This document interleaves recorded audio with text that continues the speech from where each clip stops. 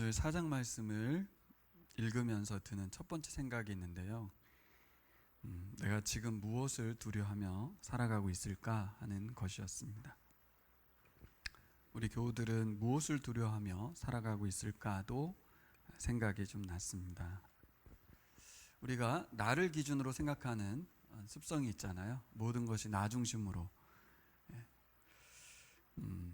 저의 10대 때의 두려움이 생각이 좀 났고 20대 때의 두려움, 30대 때의 두려움, 또 이제 40대 벌써 마렵이 왔는데 40대 때의 두려움, 세대마다 조금씩 다른 두려움들이 스쳐 지나갔습니다. 저하고 여러분들도 비슷할 거라고 그냥 생각하면서 그렇게 시간을 보냈습니다. 그런데 오늘 히브리서 저자는 두려워할 것을 권면하고 있습니다. 두려워해라. 스스로 느끼는 두려움 그거 말고 가만히 앉아가지고 생각해 보라는 것입니다. 두려워해야 될 것이 있다는 것이죠. 그러므로 우리는 두려워할지니 그의 안식에 들어갈 약속이 남아있을지라도 너희 중에는 혹 이르지 못할 자가 있을까 함이라. 히브리서는 세번역보다는 개역성경으로 보는 것이 좀 더 좋은 것 같아요. 명령형도 있고 겉면도 많은데 좀 더 분명하게 말하고 있거든요. 풀어 쓰는 것보다 이미 믿는 우리들 중에서도, 오늘 제목을 이미 믿는 우리들 이렇게 잡았는데, 과연 우리 이 회중 중에서도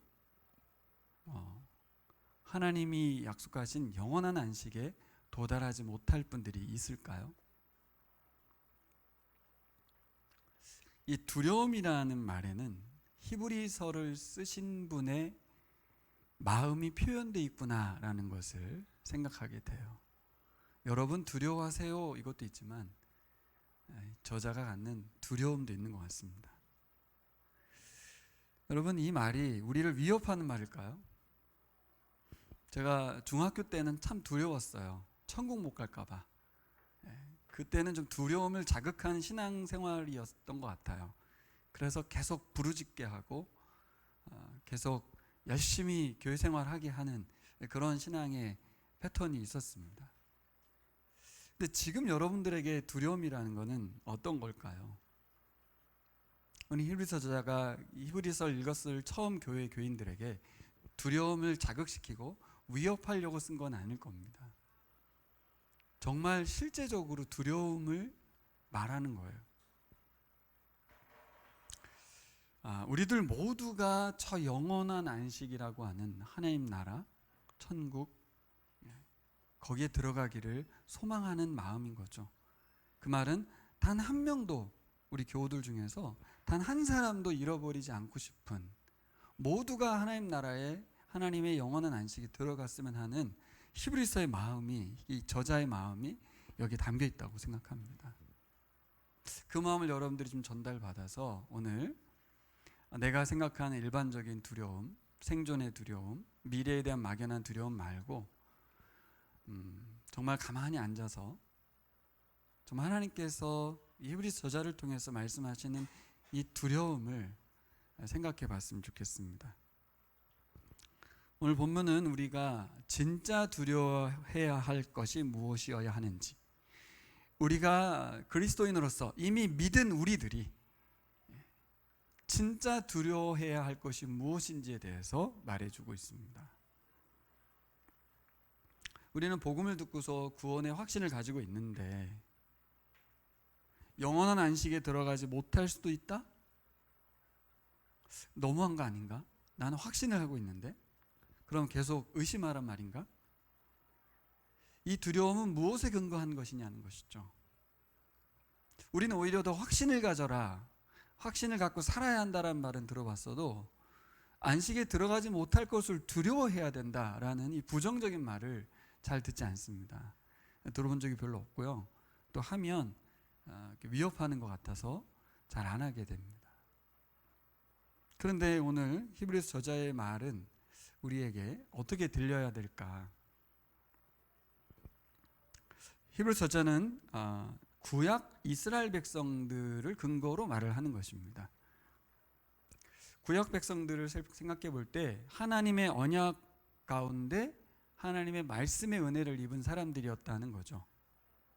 오늘날로 말하면 기쁜 소식이라고 세 번역은 되어 있는데 복음이란 단어고, 오늘날 우리 그리스도인들이 복음을 들었지 않냐, 복음을 들은 우리들과 구약 백성들과 같다. 뭐냐? 하나님의 말씀을 들었다는 거죠. 하나님의 말씀의 은혜를 입었다는 것입니다. 그런데 그 말씀을 들은 것만으로는 안식에 들어갈 수 없다는 것입니다. 좀 이렇게 하면 복음을 들은 우리가 안식에 들어가는 것에 대해서 두려워야 된다는 거예요. 복음을 들었고 확신을 하고 있는데 그럼 끝이라고 생각했는데 오늘 히브리서 저자는 아니라는 겁니다. 왜 아니냐? 그 근거를 이스라엘 백성들에게 두고 이스라엘 백성들 중 상당수가 안식에 들어가지 못했다. 하나님의 말씀을 들었고 동일한 복음을 들었으나 그들이 안식에 들어가지 못했다. 왜 그러냐? 2절에 써 있죠. 그들이 들은 바 말씀을 믿음과 결합시키지 않았다. 이렇게 말합니다. 말씀을 들었는데 믿음과 결부하지 못했다. 그러니까 우리가 오늘 말씀을 볼 때 히브리서 저자가 얼마나 안타까운 마음으로, 안타까운 심정으로 오늘 말씀을 기록했는지 그 심정을 읽어내지 못하면 자꾸 이렇게 먼 이야기로 들릴 수 있습니다. 우리는 복음을 정말 들었고 가르치고 있고 구원을 확신하고 있는 사람인데 두려워하라는 말은 남에게 하는 말로밖에 안 들리는 것이죠. 어떻게 하면 내게 들릴 것인가인 거예요. 왜 이분이 안타까울까요? 1차적으로 히브리서를 읽었을 그 독자들인 그 교회 교인들이 그동안 어떻게 살아왔나요? 온갖 그럴듯한 유혹을 통해서 하나님의 말씀, 복음에 대해서 계속해서 유혹을 받아왔어요. 우리는 아닙니다만 그분들은 그랬어요. 왜냐하면 그분들은 신약 성경을 갖고 있지 않았거든요. 오직 구약 성경만 갖고 있는 입장에서 예수 그리스도가 부활하신 이후에 전해 내려오는 복음서도 기록됐지만 그들에게 있었는지 모르겠어요. 또 정경으로 인정되지 않은 상황이니까 전부 어떻게 보면 이것저것 들려오는 말들인 것, 그거밖에 없어요. 기록된 것은 구약 성경밖에 없거든요. 이런 상황에서 우리하고는 다르죠. 우리는 기록된 성경으로 성경 공부를 통해서 확신 있게 복음을 들었지만 그분들은 전해진 복음과 또 유혹이 있는 게 뭐예요? 할례도 받아야 된다라든가 기독교는 이단이라든가 수많은 구약 율법들을 지켜야 된다라든가 그래야만 하나님의 사람이라든가 뭐 여러 가지 유혹들이 있었어요. 그런데 지금까지 이 교회가 어떻게 달려왔어요? 그래도 예수 그리스도의 복음, 사도들이 가르쳐준 말씀, 진리의 말씀 붙들고 여기까지 왔단 말이에요. 또 뭐예요? 또 로마 정부의 박해가 계속 있었잖아요. 사실 로마 정부의 박해를 견디는 것보다 힘든 게 진리의 말씀 붙들고 사는 거예요. 왜냐하면 유대인의 습성이 있잖아요. 하던 대로 제사 드리고 할례도 하는 것이 뭐 그거 하는 게 뭐가 문제야 이렇게 할 만한 상황이기 때문에 박해를 견디는 건 뭐 확실하지만 진리를 살아간다는 건 당시로서는 어려우면 또 뭐가 어려웠어요? 유대교인들이 계속해서 회유한 거죠. 야 이거 가짜야, 이거 사기야. 그래서 유대교로 돌아가자. 그것이 하나님께서 원하시는 것이야 라고 말하는데 그 가운데서도 구을하지 않고 타협보지 않고 신앙의 길을 걸어온 거예요. 그랬는데 지금 흔들리고 있는 거예요. 진리에 있어서 흔들리고 또 박해에 대해서 여전한 박해에 대해서도 흔들리는 거죠. 이해는 돼요. 왜냐하면 1년, 2년, 3년 버텼는데 10년쯤, 20년쯤 지나면 어떨까요? 여러분 제가 신앙생활 뭐 얼마나 했습니까? 30년? 네. 근데 예수님은 오시지도 않고 재림은 이루어지지 않고 초기 교회가 그게 어려웠던 거잖아요. 예수님 곧 오시리라고 그랬는데 곧 안 오고 있고 핍박받고 있고 혼란스러운 말씀들이 전해지고 있는 상황 속에서 히브리서 저자는 잃고 싶지 않은 거예요. 이 교우들이 지금까지 고생하고 인내하고 버텨온 세월이 있고 그의 삶들이 있는데 한 명도 저 영원한 안식에 들어가는 것에서 이게 이탈되지 않기를 바라는 마음이 있는 것이죠. 이해가 되시죠? 동일할 것 같아요. 저도 우리 교우들이 이들 중에 누가 신앙을 던져버리고 포기하고 세상으로 흘러 떠내려 간다고 하면 와, 정말 아프겠죠, 마음. 그런 마음으로 오늘 본문을 이해해야 될 것 같습니다. 저 영원한 안식에 들어가지 못하고 여기서 멈추겠다는 것은 너무나도 안타까운 일이다, 그 얘기입니다. 그래서 지난주에 우리가 말씀 살펴본 건 뭐예요? 이렇게도 소중한 구원을 소홀히 여길 수 있는가입니다. 얼마나 소중한 보물을 우리가 붙들었는데 이거를 이렇게 가벼이 던져버릴 수 있겠는가? 아니다라는 것이죠. 그리고 오늘은 또 어떤 표현을 썼어요? 4장 말씀에서 이미 믿은 우리들이, 이게 되게 중요한 말인데요. 이미 믿었다는 거예요. 우리는 배에 탔다는 거예요. 하나님 나라를 가고 있다는 거예요. 기차에 탔다는 거예요. 이미 믿었다는 거죠. 그러니까 구약 백성들하고는 좀 다르다. 우리는 예수 그리스도의 은혜로 교회 공동체가 되어서 저 영원한 안식에 들어가는 길에 들어섰고 이미 들어왔기 때문에 이제 아직 완성되진 않았으나 이미 믿어서 구원에 이른 것과 같은 그런 믿음을 소유한 자들 아니냐. 구약 백성과 조금 다른 것은 우린 이미 구원에 도달한 것과 같은 그런 믿음을 소유했다는 거죠. 그러니 이렇게도 소중한 구원을 받았다는 거나 이미 믿은 우리들이란 표현은 거의 같은 표현이죠. 우리는 이제 끝까지 마지막까지 승리만 하면 되는 거예요. 근데 그것이 우리 생을 마칠 때까지이고 1차적으로는 그렇죠? 두 번째는 주님 오실 때까지, 그렇죠? 아직 우리들에겐 기회가 남아있다. 구약 백성들은 그렇게 거의 대부분이 못 들어갔지만 우리는 이미 믿었기 때문에 구약 백성들을 교훈 삼아서 우리는 들어갈 수 있다. 그래서 여러분도 그렇잖아요. 이미 믿어서 안식에 참여한 영원한 안식에 도달할 것을 확신하면서 걸어가고 있잖아요. 그렇죠? 그런 입장에서 오늘 말씀을 한번 살펴봤으면 좋겠습니다. 문제는 아직 도달하지 않았다는 거죠. 구약 백성들이나 또 초기교회 백성들처럼 우리도 유혹이 오고요. 또 시험이 오고 고난이 옵니다. 그래서 흘러 떠내려 가게 된다는 거죠. 이거는 그때나 지금이나 동일한 것 같아요. 이런 상황에서 우리가 이런 이미와 아직 사이에서 살아간 우리들이 어떤 신앙의 태도로 살아가야 될 것인가를 오늘 말씀을 전하려고 합니다. 이미 믿고 있는 사람들, 이렇게도 소중한 구원을 얻은 사람들, 우리가 시간적 차이만 있을 뿐이지 오늘 살아간 우리들이 초기교회와 동일하게 히브리서 말씀 붙들고 승리하길 바라는 것입니다. 세 가지의 덕목을 제안하는데요. 우리가 흔히 잘 아는 기독교의 가장 중요한 덕목이에요. 첫 번째는 믿음이고, 두 번째는 소망이고, 세 번째는 사랑이에요. 믿음, 소망, 사랑. 고린도전서에서 이 세 가지는 항상 있을 것인데 사랑이 제일 중요하다, 이런 표현이 있었잖아요. 기독교 하면 믿음, 소망, 사랑인데 히브리서에서 말하는 믿음과 소망을 좀 더 깊이 생각해 봐야 될 것 같습니다. 오늘은 이 두 가지만 다루고 다음 기회에 사랑에 대해서 다루려고 해요. 오늘 첫 번째 다루려는 건 믿음입니다. 믿음. 여러분, 믿음에 대해서 오늘 나누려고 하는데 1차적으로 우리 사람은 본성적으로, 육체적 본성적으로 과거로 회귀하려는 본성이 있죠. 다른 말로 하면 죄의 본성이 있습니다.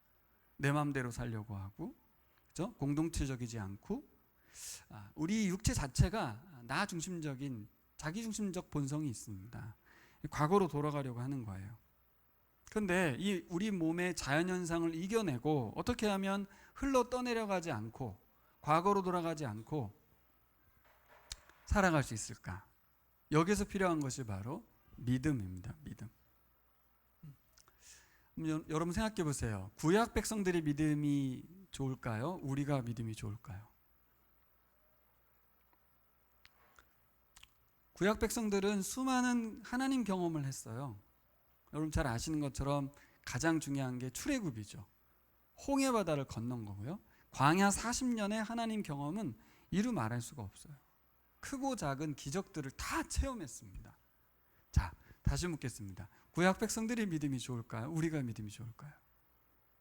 이 쉬운 문제를 수아가 풀어볼까요? 누가 믿음이 더 좋을까요?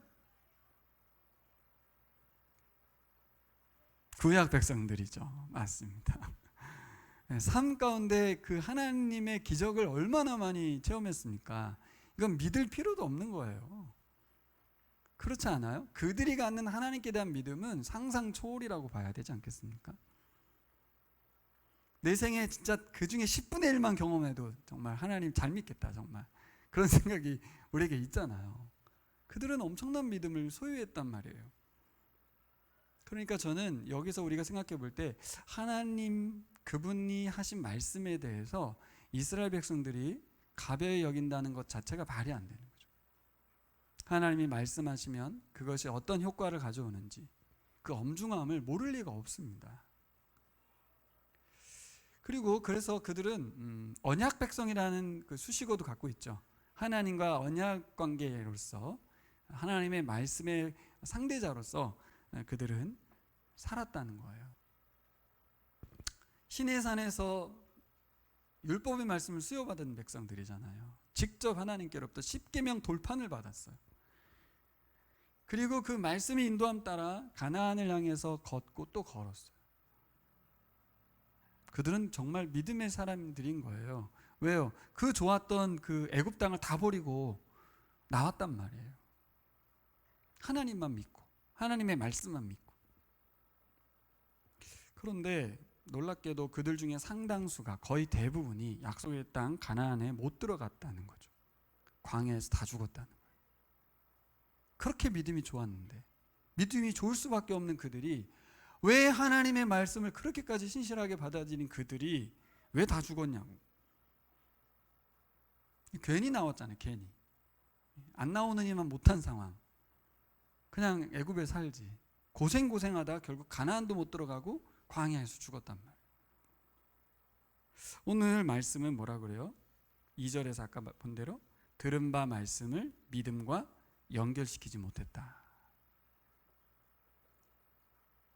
그들은 믿음이 대단할 수밖에 없는 믿음을 갖고 있었는데도 불구하고 오늘 보면 뭐라고 했냐면 말씀을 믿음과 연결시키지 못했다 이렇게 표현을 하고 있어요.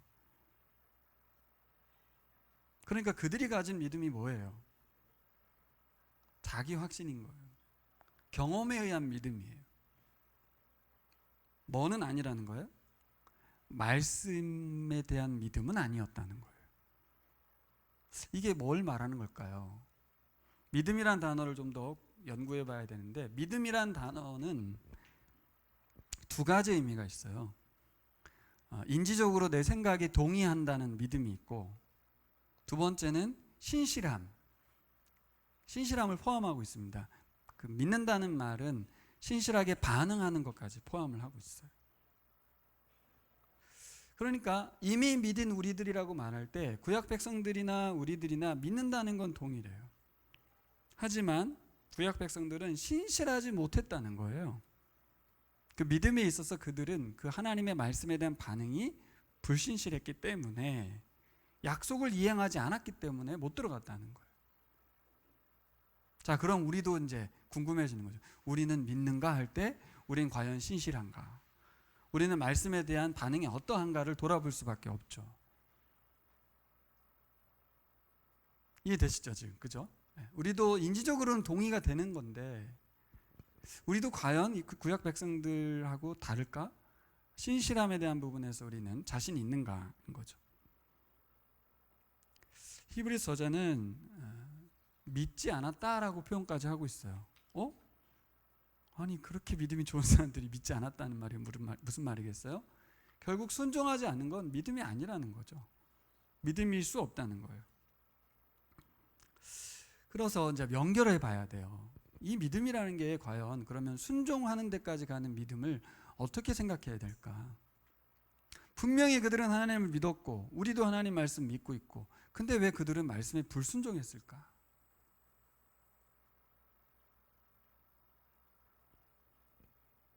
여러분 어떻게 생각하세요? 어떻게 이해해야 될까요? 하나님을 믿긴 믿었는데 불순종한 걸까요? 오늘 히브리서 저자는 이거는 불가능하다고 말하는 겁니다. 믿음이란 그렇게 분리되는 게 아니라는 것입니다. 믿긴 믿었는데 순종하지 않았다, 그거 아니라는 겁니다. 그럼 그걸 결합시켜 보면 어떻게 되는 거냐? 그들이 믿지 않은 것은 다른 것이 아니라는 거예요. 결국 이스라엘이 실패한 것, 가나안 땅에 들어가지 못한 것, 그들의 믿음이 없다고 말한 것은 왜 그런 거냐? 하나님 말씀에 온전히 동의하지 못했다. 그들의 내면이, 그들의 내면 상태가 불순종으로 표현되고 있다는 거예요. 자, 다시 말해 볼게요. 난 하나님을 믿고 있어. 그렇지만 나는 불순종하고 있는 거야. 이 말은 틀리다는 거예요. 불순종하고 있다는 말은 하나님의 말씀에 동의되지 않고 있다는 말이에요. 그러니까 아까 말한 인지적인 동의가 우리는 당연하다고 여겼지만 결과적으로 순종하지 않는다면 그들은 근본적으로 그 마음이 하나님의 말씀에 동의가 안 되고 있었다는 거죠. 자, 그 근거는 7절에 나와 있습니다. 7절을 가볼까요? 같이 읽겠습니다. 4장 7절 시작. 그렇지만 하나님께서는 다시 오늘이라는 어떤 날을 정하시고 이미 인용한 말씀대로 오랜 뒤에 다윗을 통하여 오늘 너희가 그의 음성을 듣거든 너희 마음을 완고하게 하지 말아라 하고 말씀하셨습니다. 여러분, 구약 백성들은 하나님 백성인데 그래서 하나님의 음성을 들었는데 왜 마음을 완고하게 했을까요?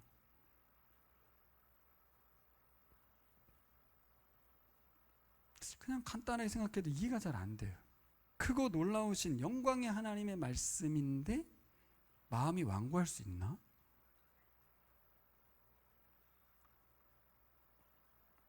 상식적으로 말이 안 되지 않습니까? 근데 놀랍게도 이 구약 백성들의 마음과 우리의 마음이 비슷하다는 거예요. 우리의 마음도 완고하다. 이 마음이 완고하다라는 말을 다른 성경은 완악한 마음이다라고 번역을 했고, 또 다른 성경은 못된 고집이다 이런 말을 썼어요. 하나님의 말씀에 대한 우리의 마음 상태가 완악한 마음이고 못된 고집이 있다는 거예요.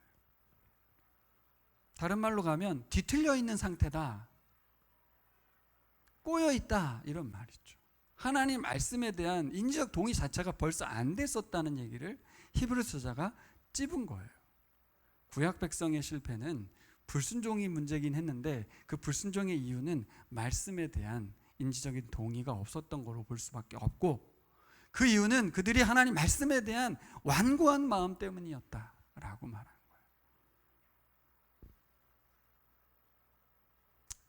어떤 걸까요? 어찌 된 걸까요? 이들은 왜 이런 식일까요?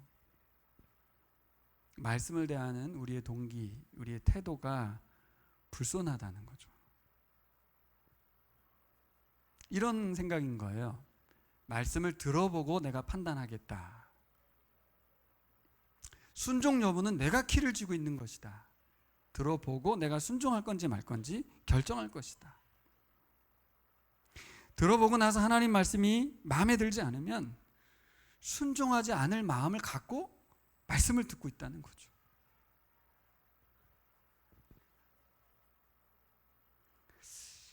그러니까 히브리 저자는 이스라엘 백성이 왜 그렇게 완고했는가에 대해서 다시 한번 우리가 생각해 봐야 된다는 거죠. 말씀에 대한 그들의 불손한 태도는 어디서부터 왔냐? 말씀을 접한 우리의 위치가 하나님의 자녀의 위치, 또 하나님이 왕이시고 우리가 백성의 위치가 아니고 하나님을 판단하는 위치, 심지어는 하나님을 조종하는 위치까지 가 있다는 거죠. 누가 그랬어요? 이스라엘 백성이 그랬죠. 하나님 말씀을 판단하고 하나님 말씀을 조종하는. 히브리서 저자는 구약 백성들처럼 그런 자세는 안 된다는 거죠. 이미 믿은 우리들이 아니냐 그 얘기입니다. 이미 믿은 우리들이 그런 자세는 아니지 않느냐는 거죠. 이 이미 믿은 우리들이 뭔지를 생각해야 되겠죠. 이게 뭐예요?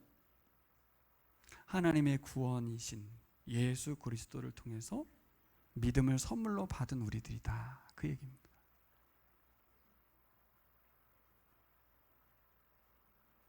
우리는 우리가 믿은 줄 알았지만 우리의 믿음은 누가 주신 선물이에요? 하나님의 아들이신 예수 그리스도께서 주신 믿음이에요. 할렐루야. 네.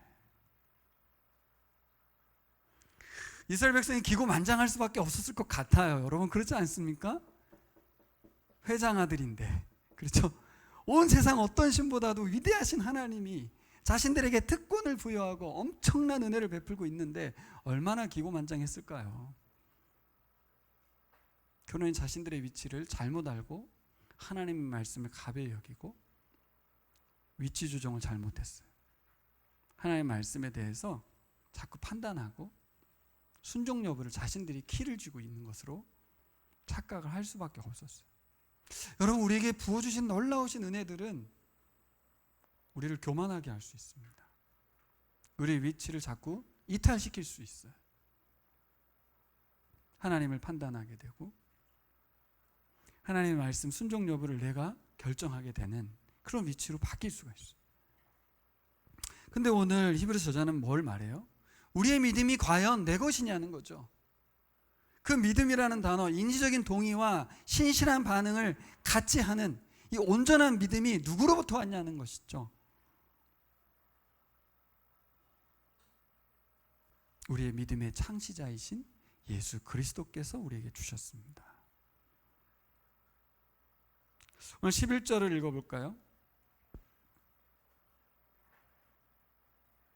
11절. 그러므로 우리는 이 안식에 들어가기를 힘씁시다. 아무도 그와 같은 불순종의 본을 따르다가 떨어져 나가는 일이 없도록 해야 하겠습니다. 그냥 읽으면 막 우리에게 노력하라, 힘써라, 애써라 이런 말로 들립니다. 하지만 그렇게 해서는 안 되는 거죠. 이스라엘 백성은 노력을 안 했습니까? 안 했죠. 안 됐잖아요. 왜요? 그들의 믿음 예수께서 주신 믿음이 아니었거든요. 자신들의 유익을 위한 믿음이었거든요. 여러분 자세를 바꿔야 한다는 겁니다. 또 바꿀 수 있다고 말합니다. 어떻게 바꿀 수 있어요? 우리가 말씀을 듣는 태도를 어떻게 바꿀 수 있어요? 예수님 때문에 바꿀 수 있는 것입니다. 자, 저를 보십시오. 우리에게도 해당되기 때문에 오늘 말씀을 전하는 거죠. 우리도 영원한 안식에 들어갈 거예요. 하지만 아직은 안 들어갔어요. 지금 이미 믿은 우리들이 어떠한 믿음을 가지고 살아야 합니까? 라고 말할 때 구원의 확신, 애쓰는 믿음 이런 거 말고 예수 그리스도께서 주신 믿음, 그것으로만 영원한 안식에 들어갈 수 있습니다. 그러니까 우리가 애쓰고 힘써야 될 것이 무엇인지 다시 한번 정리해 봐야 돼요. 우리가 뭘 애쓰고 있지? 뭘 힘쓰고 있지? 무엇이 안식에 들어갈 수 있도록 힘쓰게 하는 걸까? 겉으로 보면 순종입니다. 그러니까 행동이에요. 행동으로 드러나니까 막 보면 이 사람이 안식에 들어갈 수 있는지 없는지는 보여지는 건 순종이에요. 하지만 내면으로 들어가면 뭐예요? 하나님 말씀에 대한 완고한 마음을 갖지 않는 것. 하나님 말씀에 대해서 완고한 마음을 갖지 않는 것이 우리가 힘써야 될 태도입니다. 말씀에 대한 겸손한 자세를 갖는 것, 뒤틀리고 꼬인 마음을 하나님 말씀에 대해서 부드러운 마음을 갖는 것, 들어보고서 결정하겠다고 하지 않고 처음부터 순종할 마음으로 말씀을 듣는 것, 그것이 바로 우리에게 필요한 자세죠. 여기까지는 다 따라오셨을 텐데 그럼 어떻게 목사님 그 완고하지 않은 부드러운 마음이 가능합니까? 그 말씀에 대해서 처음부터 순종할 마음을 갖고 어떻게 들을 수 있습니까? 그것을 가능케 하는 것이 복음입니다. 복음. 그래서 히브리서 저자가 강조하고 싶었던 것은 이미 믿은 우리들은이라고 하는 것에 포함되어 있는 게 뭐예요? 우리는 복음을 들었고 복음을 접했고 복음이신 예수 그리스도께서 우리와 함께 계시다. 우리의 대제사장 되신 예수 그리스도께서 우리와 함께 계시다. 이것을 계속 강조하고 있는 것입니다.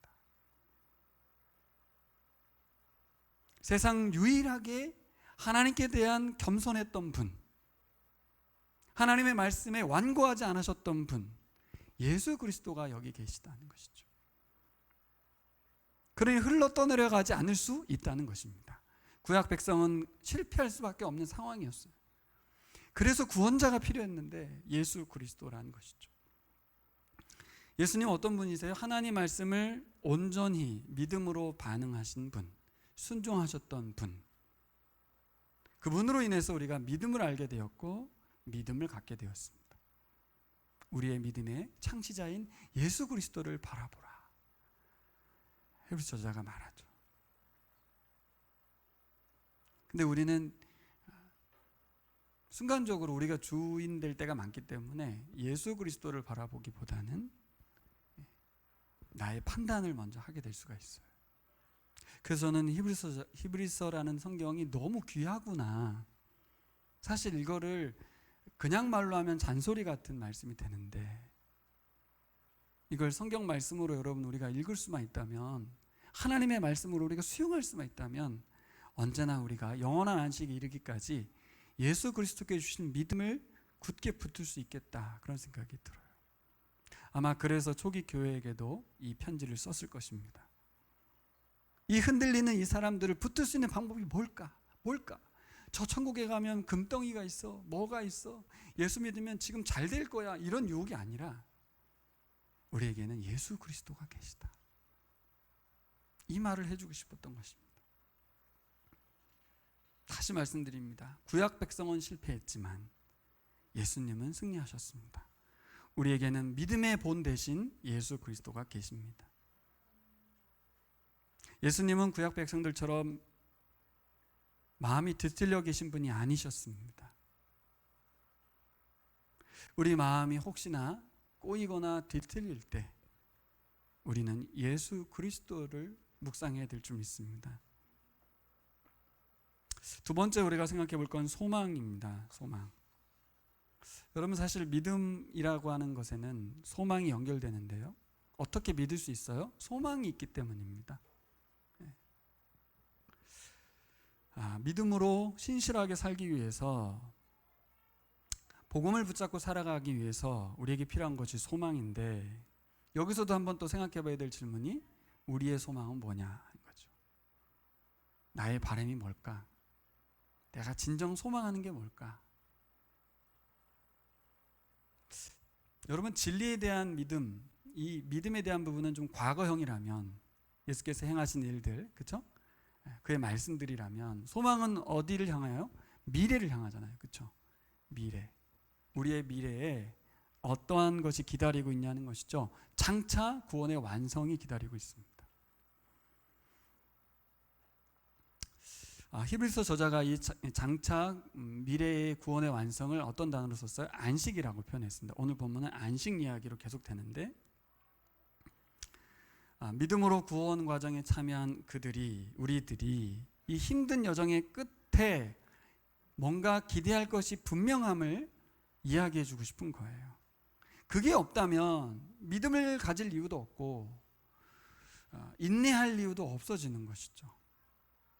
소망이 없다면 우리가 이곳에서 이 예배를 드리는 자체도 무익하게 되는 거예요. 믿음이라는 것 자체가 의미가 없어져요. 소망이 되게 중요합니다. 그리고 사실 당시 교인들에게는 현실적으로 소망이 또 필요했어요. 뭐예요? 이 박해의 과정이었기 때문에. 너무나 이 목숨을 걸고 신앙을 지키고 있는 상황에서 소망이라고 하는 것은 너무 현실적인 것이었어요. 그것이 없다면 이 박해를 견딜 이유가 없어지거든요.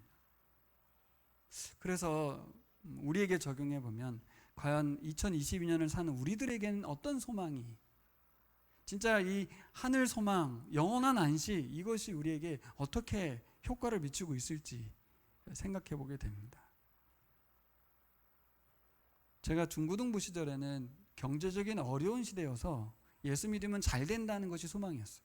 실제로 그랬습니다. 천국 가면 황금길이라는 말로 믿었어요. 근데 이제 우리는 전 세계 10대 경제국이 되어서 그런 얘기로 예수 믿을 사람은 없습니다. 본질도 아니고요. 오히려 이 시대에는, 이 탈기독교 시대의 진짜 소망은, 그죠? 예수 그리스도, 타락한 문화 가운데 있는 그 삶을 살아가는 그들에게 하나님 나라, 가치, 이것이 더 효과를 발휘할 거예요. 본질이 더 의미 있게 다가올 것입니다. 현실적으로 소망이 필요했던 그들이나 또 이 시대를 살아간 우리들에게 필요한 소망이나, 우리에게 소망은 현실적인 어려움 속에서 후퇴하려고 하는 우리들에게, 우리를 믿음으로 살아가게 하는 동기가 돼요. 소망이. 그래서 어려움을 겪고 신앙의 불안을 겪는 분들은 아마 소망이 약해졌기 때문이 아닐까? 혹은 이 소망을 대체하고 있기 때문이 아닐까? 무엇이 나의 신앙을 이끌어 가냐는 거죠. 오늘 히브리서 기자가 제시하는 것도 또 다시 예수 그리스도를 제시하고 있습니다. 3장 1절로 한번 가볼까요? 3장 1절 같이 읽겠습니다. 그러므로 하늘의 부르심을 함께 받은 거룩한 형제자매 여러분, 우리가 고백하는 신앙의 사도요 대제사장이신 예수를 깊이 생각하십시오. 네. 또 12장 2절로도 한번 가볼까요?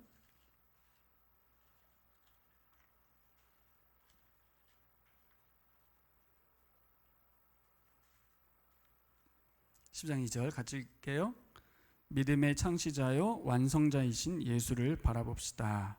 그는 자기 앞에 놓여있는 기쁨을 내다보고서 부끄러움을 마음에 두지 않으시고 십자가를 참으셨습니다.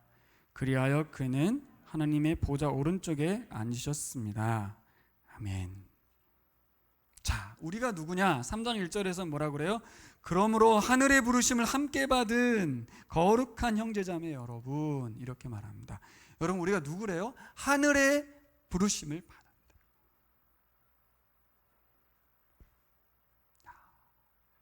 대통령으로부터 이거 좀 해줘라고 말한 게 아니라 하나님으로부터 우리에게 부름을 받았다는 거죠. 12장 2절은 뭐라고 그래요? 믿음의 창시자고 완성자이신 예수 그리스도를 바라보라. 그는 어떻게 했다? 자기 앞에 놓여있는 기쁨을 내다봤다. 이렇게 말합니다. 예수님은 무엇을 보고 사셨냐는 거예요. 하나님께서 주신 그 기쁨. 그것 때문에 어떻게 했대요? 부끄러움을 마음에 두지 않으시고 십자가를 참으시고 결국은 어떻게 했어요? 그 기쁨인 하나님 보좌 오른쪽에 앉으셨다는 거죠. 이게 우리가 좀 다가오지 않을 수 있는데 지난주 말씀과 연결시켜 볼 때 예수님은 누구시죠? 사람이거든요. 사람이 어느 자리까지 올라갔어요? 하나님 보좌 오른편으로 올라간 거죠. 철저히 심판받아 폐기되어야 될 인간이 사람이신 예수께서 하나님의 아들로서 하나님 보좌 우편에 앉으셨다는 거예요. 이건 누구를 말한다고 그랬죠? 우리를 말하는 거예요. 여러분에게 소망이 어떤 소망이 있냐는 거예요. 현실적인 소망이 워낙 좋기 때문에 이런 하나님 나라 소망을 이야기하면 너무 먼 이야기로 들린다는 것이 문제죠. 그리고 그것은 예수만이 갈 수 있는 것이고 예수는 뭐 하나님 원래 아들이니까 복귀한 거지 뭐 이렇게 보는 것, 그게 바로 히브리서가 기록된 이유예요. 예수는 다른 종교처럼 어떤 신적 존재가 자기를 드러내고 자기를 경배하게 하기 위해서 이 땅에 온 게 아니다. 이 땅에 있는 모든 사람들을 다 하나님의 아들로서 회복시켜서 자기와 동일한 구원의 영광에 참여시키려고 온 거다. 이 얘기를 쓴 거거든요. 우리의 가치가 얼마나 놀라운 것인지 그걸 알려주려고 쓴 거거든요. 근데 자꾸 다른 종교처럼 대하니까 예수님을 분리시켜 버리는데, 히브리서 저자는 예수님 분리시켜서는 절대 안 된다는 것입니다. 과거로 돌아가지 않을 이유도 분명하다는 것입니다. 우리가 그 믿는 하나님이 하신 이 프로젝트가 엄청나게 진행됐다는 것을 우리는 알아야 된다는 것입니다. 얼마든지 좋은 권면할 수 있잖아요. 소망을 얻을 것을 확신하면서 끝까지 인내합시다. 그리고 얼마든지 사람들에게 잘하자 이렇게 말할 수 있잖아요. 근데 히브리서 저자는 딱 한마디 하는 거예요. 예수 그리스도께서 어떻게 소망 가운데 사셨는지를 봐야 한다. 그분이 소망 중에 인내하시지 않았느냐. 세상 그 누가 소망을 붙들고 승리한 사람이 있느냐? 예수밖에 없다는 거죠. 믿음과 마찬가지로 소망도 마찬가지입니다. 우리도 살아가다 보면 하늘 소망, 영원한 안식 너무 멀어요. 그러다 보니까 우리는 소망을 대체합니다. 다른 것으로. 현실적인 소망으로. 그러지 말라는 거예요. 예수 그리스도께서 승리하신, 소망을 붙들고 끝까지 승리하신 그것을 봐야 한다는 것입니다. 왜요? 안 그러면 이스라엘 백성들처럼 실패할 거라는 거죠. 믿음도 소망도 같아요. 우리가 승리할 수 있는 이유는, 우리가 소망을 붙을 수 있는 이유는 예수님 때문에 가능한 것입니다. 이 시대에 믿음을 잃지 않는 이유도 그렇고 소망을 붙드는 이유도 다 예수님이 믿음과 소망으로 살아내셨기 때문에, 믿음으로 사셨고 소망 가운데 사셨던 예수님이 우리와 함께 계시다는 거죠. 그분이 우리의 대제사장 되신다는 것을 강조하고 있습니다. 그래서 히브리서 저자는 말합니다. 예수님이 어떤 분이시라는 거예요? 그분은 우리와 피와 살을 동일하게 가지셨던 분이다. 그분은 동일한 사람이셨다. 지난주의 말씀과 연결시켜 볼 때 같은 말이에요. 우리도 예수님처럼 소망 중에 인내할 수 있다. 그 소망만 바라보면서 십자가를 참을 수 있다. 이렇게 말씀하시는 거죠.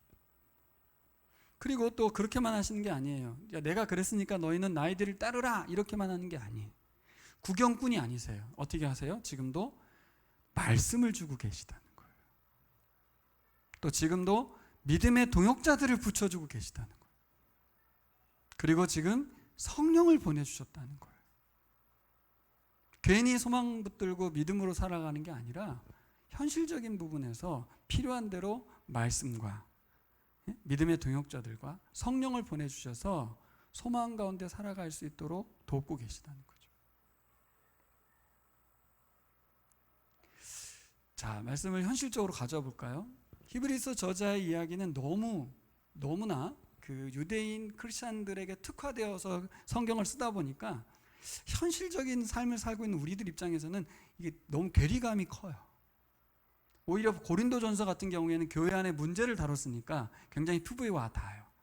근데 이거는 계속해서 이 교리와 관련된 이야기들을 꺼내니까 이게 다 알고 있는 이야기인데, 그리고 우리가 난 영원의 안식에 들어갈 걸 확신하고 있고 나는 믿어 의심치 않고 있는데 이 말씀 나에게 무슨 의미가 있지? 이렇게 생각할 수 있잖아요. 그렇죠? 근데 오히려 거꾸로 생각하셔야 돼요. 히브리서를 통해서 우리가 어떻게 보면은 알고 있다고 생각했던 하나님에 대해서, 예수에 대해서, 믿음에 대해서, 소망에 대해서 다시 한번 곱씹을 수 있는 기회를 주신 거예요. 오늘 우리가 바라보는 눈, 소망, 미래의 안식이 너무 멀게 느껴진다면 어떻게 해야 된다? 말씀으로 눈을 돌려보라고 제안하고 있습니다. 말씀을 보니까 하늘 소망을 얻으신 예수 그리스도, 그분이 소망 가운데 믿음으로 인내하신 길을 걸었다는 거죠. 그걸 묵상하라는 거예요. 왜요? 살다 보면 우리가 우리에게 필요한 것을 채우려고 기도하게 되고 우리의 삶이 더 나아지기 위한 삶만 살게 되거든요. 현실적으로 믿음과 소망으로 살지 않고 그냥 세상 사람으로 살아가게 된다는 이야기입니다. 예수님처럼 지금 상황을 끝이라고 생각하지 말고 그날 소망하면서 오늘을 견뎌가라고 말하고 있습니다. 아마 이 북한에 있는 주민이 읽으면 히브리서는 굉장히 강렬한 말씀으로 다가올지도 모르겠어요. 중국 땅에서 박해를 받는 교인들이 읽으면 예수 그리스도가 더 친밀하게 다가올지도 모르겠어요. 과연 2020년을 살아간 우리들에게도 히브리서가 너무 소중할까? 소중합니다. 왜냐하면 우리의 믿음이, 우리의 소망이 모두 흘려 떠내려갈 것 같아 우려할 만큼 불안하기 때문에 그렇습니다. 우리는 그렇지 않지만 말씀 앞에 완고한 상태의 마음이라면 이스라엘 백성과 동일할 수밖에 없다는 것을 경고하는 것입니다.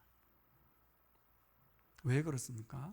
우리의 눈이 예수님을 보는 게 아니라 세상 편안함을 보고 있기 때문에, 우리의 마음이 말씀 앞에 겸손함이 아니라 세상 편안함을 추구하고 있기 때문에 그렇습니다.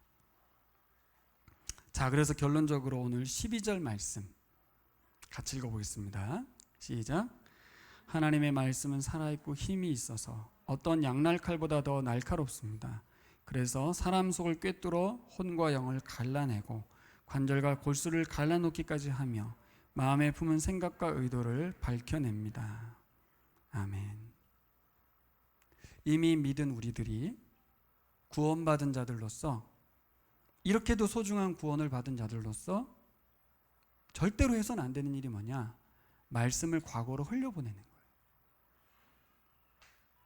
지금 말로 하면 이 말씀을 옛날 이야기로 만들면 안 된다는 거죠. 오늘의 이야기로 만들어야 돼요. 어떻게 해요? 하나님의 말씀, 오늘 22절 말씀만 놓고 보면 너무 유명한 말씀이죠. 말씀을 강조하는 말씀으로 보여요. 그런데 문맥적으로 읽어보면 어떤 말이 되냐면, 하나님은 과거에 말씀으로 세상을 창조하신 분입니다. 그리고 오늘 22절 말씀은 무슨 말이냐? 이제 마지막 때에 하나님께서 이 말씀대로 심판하실 거라는 거예요. 하나님의 말씀은 살아계셔서 힘이 있어서 양날칼보다 더 날카로운 것서 사람 속을 꿰뚫고 혼과 영을 가르고 관절과 골수를 갈라놓아서 마음에 품은 생각과 의도를 밝혀낸다고 했는데, 언제요? 마지막 때에 하나님 말씀대로 심판이 있을 거라는 걸 말하는 겁니다. 미래의 이 말씀 기준으로 심판할 거라는 거예요. 그러면 어떤 사람도 이 말씀 앞에 해부되지 않을 사람이 한 명도 없다는 거죠. 예수님도 멀고 소망도 멀고 믿음도 멀고 구약도 멀고 다 멀다면 이 말씀 앞에 서보라는 것입니다. 하나님의 말씀은 현재에도 과거의 창조가 계속되고 있습니다. 말씀에 의해서 새로운 창조를 이루어가고 계세요. 또 그 말씀대로 결국 우리는 심판받을 거라는 거예요. 그래서 하나님의 말씀은 이스라엘 백성이 들었을 때하고 지금 우리에게 들려줄 때하고 동일하게 유효하다, 그 말을 히브리서 저자가 말하고 있습니다. 과거 이야기, 미래 이야기만 하니까 현실적이지 않은 것 같지만 현실에는 말씀이 있다는 거예요. 그래서 13절로 결과를 마음하고 있습니다. 13절 읽어보겠습니다. 하나님 앞에는 아무 피조물도 숨겨진 것이 없고 모든 것이 그의 눈앞에 벌거숭이로 드러나 있습니다. 우리는 그의 앞에 모든 것을 드러내 놓아야 합니다.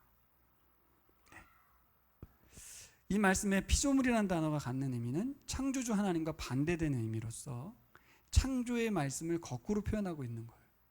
하나님께서 아무것도 없는 곳에서 피조물을 창조하셨잖아요. 이제 마지막에는 어떻게 하세요? 그 말씀으로 피조물을 분해하는 거예요. 역창조, 역행을 하는 거죠. 창조의 상태가 원래 없었던 것이 있는 것으로 바뀌어서 말씀에 의해서 그들이 지어졌다면 우리를 가장 잘 아시는 분은 누구십니까? 하나님이시죠. 그리고 우리를 지으신 말씀이에요. 그럼 거꾸로 심판 때는 어떻게 한다? 하나님의 말씀의 기준으로 12절 있었던 그 하나님 말씀 기준으로 우리를 산산조각 내서 분해시킬 거라는 거죠. 그의 앞에 모든 것을 드러낼 것이다. 그의 눈앞에 벌거숭이로 드러날 것이다. 이렇게 말하고 있습니다. 그분의 말씀으로 우리를 구원하셨기 때문에 말씀은 우리의 실체를 다 아십니다. 우리가 어떤 사람이었는지 말씀이 우리를 알죠. 그런데 죄 없으신 예수 그리스도를 죽이신 거죠. 왜요? 그것이 아니면 우리를 재창조할 수 없기 때문에, 새로 만들 수 없기 때문에, 부패하고 버려질 수밖에 없는 존재였기 때문에, 말씀이신 예수 그리스도가 우리를 새롭게 창조한 줄 믿습니다. 그 일은 계속해서 이루어지고 있는 것이죠. 여러분, 말씀이 우리를 새롭게 창조해 가시는 줄 믿습니다. 답이 없어요. 소망을 붙들고 살자니 현실적인 것이 자꾸 눈에 보이고, 믿음으로 살자니 내가 자꾸 주인 되어서 하나님의 말씀 판단하게 되는데, 예수님 바라본다는 것이 뭘까? 그래서 오늘 본문에 나와 있죠. 말씀이신 예수 그리스도 앞에 자기 자신을 내어놓는 것이고, 그분이 나를 만들어 가시도록 하는 것이고, 그분이 나를 온전히 벌거숭이처럼 판단하시도록 말씀 앞에 나아가는 것, 그거밖에 없다는 것입니다. 그렇게 할 만큼 구원은 우리에게 소중하고, 우리는 하나님의 특별한 존재라는 것을 잊지 않으시기를 축원합니다. 기도하겠습니다.